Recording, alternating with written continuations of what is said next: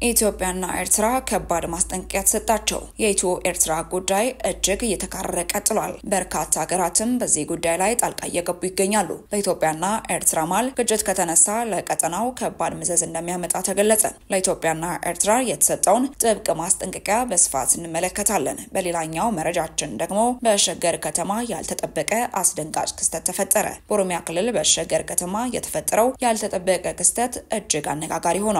በሸገር ከተማ አድማ የተካሄደው ለምንድን ነው? 181 ኢትዮጵያውያን መጥፋታቸውን ተሰምቷል። ምክንያቱስ ምንድነው የሚለውን በስፋት በዝርዝር መረጃችን እናስደምጣችኋለን። በሌላኛው መረጃችን ደግሞ ኢትዮጵያ ለገባችበት የፖለቲካ ምስቅልቅል በስልጣን ላይ የሚገኘው መንግስት አምረው የሚኮንኑት አቶ ገዱ አንዳርጋቸው ኑሯቸውን በውጭ ሀገር ካደረጉ ሰነባብተዋል። አቶ ገዱ አንዳርጋቸው ከመንግስት ጋር ያቃቃራቸውን ጉዳይን በቀጥታ በተናገሩበት ቃለ ምልልስ ላይ የገለጹ ሲሆን ስለ ትግራይ እጣ ፈንታም አብራርተዋል።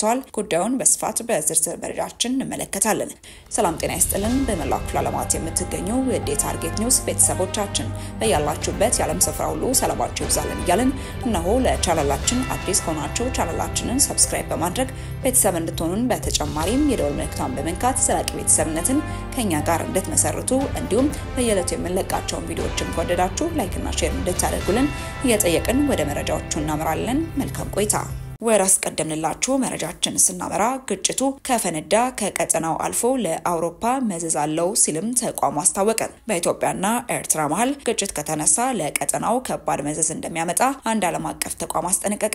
ተቋሙ ግጭቱ ከፈነዳ የኢትዮጵያ የውስጥ ቀውስ ይባባሳል ሲልም ነው የተደመጠው። ከዚህ በተጨማሪም በድንበርና በባህር በር ጉዳይ ሀገራቱ ድርድር እንዲያደርጉም ተጠይቋል። ክሊንክዲል የተባለ የኔዘርላንድ የምርምር ተቋም የኢትዮ ኤርትራን ሰሞንኛ ውጥረት አስመልክቶ ማስጠንቀቂያ ማውጥቷል። ተቋሙ ሁለቱ ሀገራት ወደ ግጭት እንዳይገቡ የአውሮፓና የአፍሪካ ህብረትን ጨምሮ ሀያላን ሀገራት ዲፕሎማሲያዊ ጫና እንዲያደርጉም ጠይቋል። ኢትዮጵያና ኤርትራ ወደ ግጭት ከገቡ ከባድ ቀውስ ሊፈጠር ይችላል በማለትም ተናግሯል። ተቋሙ የአውሮፓና የአፍሪካ ህብረት ሁለቱንም ሀገራት ችግራቸውን በሰላም እንዲፈቱ የዲፕሎማሲ ስራ እንዲሰሩም ጥሪም አቅርበዋል። ሁለቱም ሀገራት ተቃዋሚዎችን ከመርዳት ይታቀቡ ያለም ሲሆን በድንበርና በባህር በሩ ጉዳይም ንግግር እንዲጀምሩም ጠይቋል። በየካቲት አጋማሽ በኤርትራ ወታደራዊ ግዳጅ መታወጁን ያስታወሰው ተቋሙ ይህም በሀገራቱ መሃል ግጭት ሊቀሰቀስ ይችላል የሚለውን መላምትም የሚያጠናክር ነው ብሎታል። ግጭቱ ከተቀሰቀሰ በቀውስ ውስጥም ለሚታመሰው የአፍሪካ ቀንድ ቀጠና ተጨማሪ ራስ ምታት ነው ያለም ሲሆን ከቀጠናው አልፎ ለአውሮፓም መዘዝ ይዞ መምጣቱ አይቀርም ብሏል። ኤርትራ የአብይ አህመድን የባህር በር ፍላጎት እንደ ስጋት ተመልክተዋለች የሚለው የተቋሙ የማስጠንቀቂያ ሪፖርት ከግብጽ ጋር የምታደርገው ግንኙነት የዚህን ስጋትም ውጤት እንደሚሆንም ነው የተነሳው። ወደ ቀጣይ መረጃችን ስናመራ አብይ አህመድን ለጠቅላይ ሚኒስተርነት ያበቃው የኢትዮጵያ የለውጥ እንቅስቃሴ በተጋጋለበት ወቅት ከኢትዮጵያ ሕዝቦች አብዮታዊ ዲሞክራሲያዊ ግንባር ውስጥ በተራማጅነት ይጠቀሱ ከነበሩት ፖለቲከኞች አንዱ የሆኑት አቶ ገዱ አንዳርጋቸው ካዋለዱት ብልጽግና ፓርቲ ተለያይተው ኑሯቸውን በውጭ ሀገር አድርገዋል። ኢትዮጵያ ለገባችበት የፖለቲካ ምስቅልቅል በስልጣን ላይ የሚገኘውን መንግስት አምረው የሚኮንኑት ገዱ አንዳርጋቸው ከለውጡ በኋላ የውጭ ጉዳይ ሚኒስተርና የጠቅላይ ሚኒስተር አብይ አህመድ የብሔራዊ ደህንነት አማካሪ ሆነው የሰሩ ሲሆን በስተመጨረሻም የህዝብ ተወካዮች ምክር ቤት አባልም ነበሩ። ገዱን ጠቅላይ ሚኒስተር አብይ አህመድ ከሚመሩት ብልጽግና ፓርቲና መንግስት በዋነኝነት ያቃቃራቸው በአማራ ክልል በመካሄድ ላይ የሚገኘው ግጭት ጉዳይ ነው። ግጭቱ በአገዛዙ ታቅዶ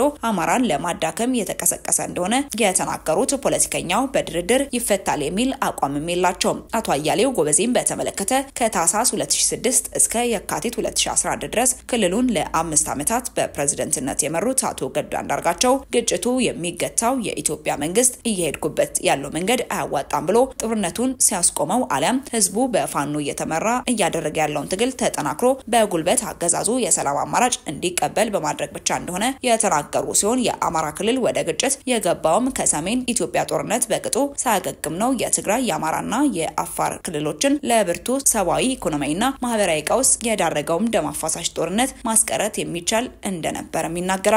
ጦርነቱ በደቡብ አፍሪካ በተፈረመ ግጭት የማስቆም ስምምነት መገታቱን ያስታወሱት አቶ ገዱ አንዳርጋቸው የአማራጭ በፊትም ነበረ በማለት በብልጽግና ፓርቲና በህወሓት መካከል የተካረረውን ልዩነት በድርድር የሚፈታበት እድል ቀድሞም እንደነበረ ነው የጠቆሙት።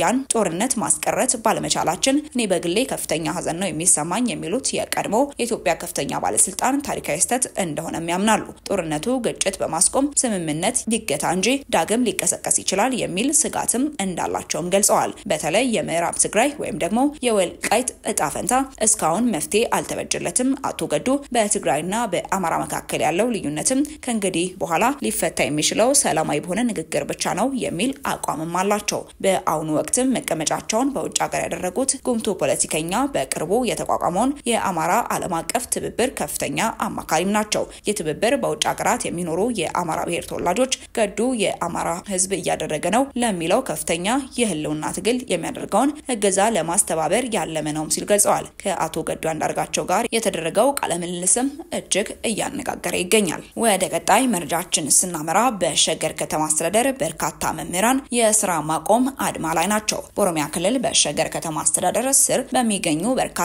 ትምህርት ቤቶች የሚያስተምሩ መምህራን ከረቡዕ የካቲት 26 ቀን 2017 ዓ.ም ጀምሮ በስራ ማቆም አድማ ላይ እንደሚገኙ መምህራንና የተማሪ ወላጆችም ይናገራሉ። መምህራኑ ለስራ ማቆም አድማው መነሻ የሆነው ጥያቄዎቻችን ምላሽ አለማግኘታቸውና ጥቅማችንን የሚጎዳ አሰራር መጀመሩ ነው ብለዋል። ለደህንነታቸው እንደሚሰጉ በመግለጽ ስማቸው እንዳይጠቀስ የጠየቁ አስተያየት ሰጪም አድማው ከአንደኛ እስከ ሁለተኛ ደረጃና መሰናዶ ድረስም ባሉ በርካታ ትምህርት ቤቶች ውስጥም የመማር ማስተማር ሂደቱ እንዲቋረጥና እንዲስተጓጎል ማድረጉንም ነው የገለጹት። ወደ መጨረሻው መረጃችን ስናመራ ከጅቡቲ የተነሱ 4 ጀልባዎች ተገልብጠው 181 ኢትዮጵያውያን መጥፋታቸው ተሰማ።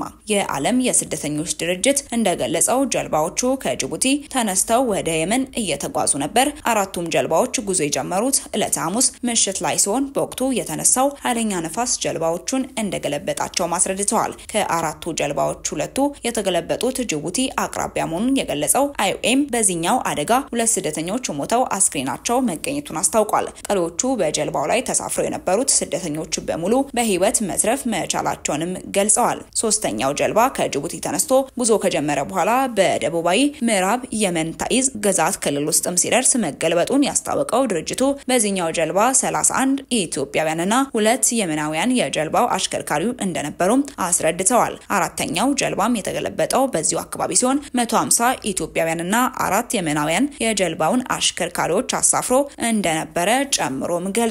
በመሆኑም በ3ኛውና 4ኛው ጀልባ ተሳፍረው የነበሩ 181 ኢትዮጵያውያንና 5 የመናውያን የጀልባ አሽከርካሪዎችም እስካሁን እንዳልተገኙም ጠቅሷል። እነዚህ የጠፉት ሰዎችን ፍለጋው የተከናወነ ሲሆን አንደኛው የመናዊ መገኘቱንም አስረድተዋል። የአፍሪካ ቀንድ አካባቢ ሀገራት ዜጎች ወደ መካከለኛው ምስራቅ ለሚያደርጉት ፍልሰትም ዋነኛ መተላለፊያቸው የመን ስትሆን በጅቡቲ በኩል በሚደረገው በዚህ ጉዞ በየዓመቱ በመቶ ሺዎች የሚቆጠሩ ስደተኞች ሙከራ እንደሚያደርጉም ይገመታል። የመን ከመድረሳቸው በፊትም በህገወጥ የሰዎች አዘዋዋሪዎች የተለያዩ በደሎችና ብዝበዛዎችም የሚደርሱባቸው ከመሆኑም በላይ ጉዟቸው እጅግ አደገኛ መሆኑም ይታወቃል። ቀይ ባህርን ወይም ደግሞ የኤደን ባህረ ሰላጤን የሚያቋርጡ በአነስተኛ ጀልባ ሲሆን በእነዚህ ጀልባዎችም በርካታ ሰዎችን አጨናንቀው ስለሚጭኑ እነዚህ አይነት አደጋዎችም የመከሰት እድላቸው ሰፊ ነው። ባለፈው 10 ዓመት ውስጥም በዚህ መስመር እየተጓዙ ከነበሩ ስደተኞች መካከል 2082 ያሉ የጠፉ ሲሆን ከነዚህም ውስጥም መስጠማቸው ከረጅም ጊዜ በኋላ የተረጋገጠው 693ቱ ብቻም ናቸው። ቀሪዎቹ አሁንም እንደጠፉ ነው የተገለጸው። ውድ ተመልካቾቻችን ለእሳቱ የነበሩ መረጃዎቻችን እኚህ ይመስሉ ነበር።